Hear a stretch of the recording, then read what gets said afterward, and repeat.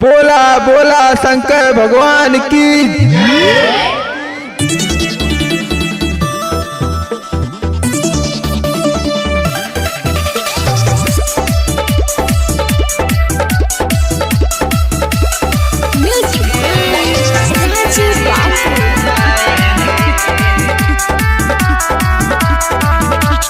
बहुत पी लिया पेप्सी कोला, अब पियेंगे गाजा भांग करेंगे चिलम वाली बात।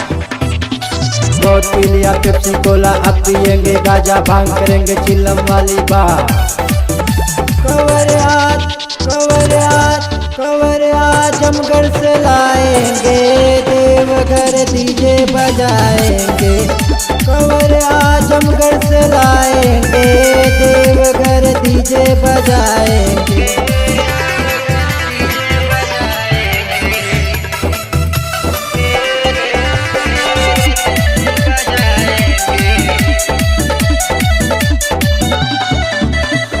बाबा के स्टाइल में चिल्लम जराएंगे, बना के धुआं का छल्ला तो उड़ाएंगे। बाबा के स्टाइल में चिल्लम जराएंगे, धुआं का छल्ला बना के उड़ाएंगे। कवरियात जमघर से लाएंगे, देवघर डीजे बजाएंगे। कवरियात जमघर से लाएंगे, देवघर डीजे बजाएंगे।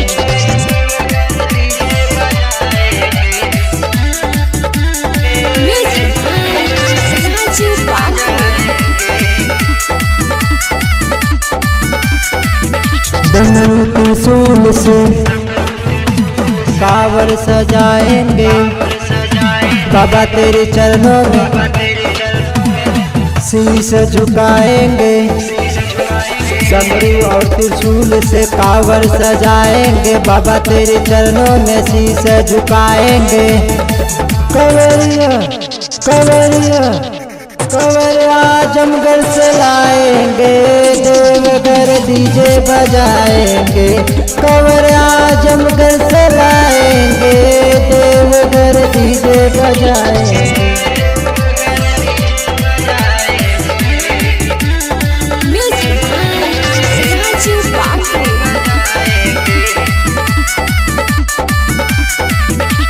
प्रकाश प्रेमी से डीजे मंगाएंगे, चंदन दीवाना का गाना बजाएंगे। प्रकाश प्रेमी से डीजे मंगाएंगे, चंदन दीवाना का गाना बजाएंगे।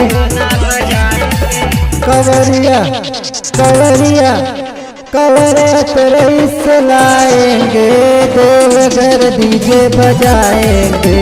कवरियात रईस लाएंगे, देवघर डीजे बजाएंगे।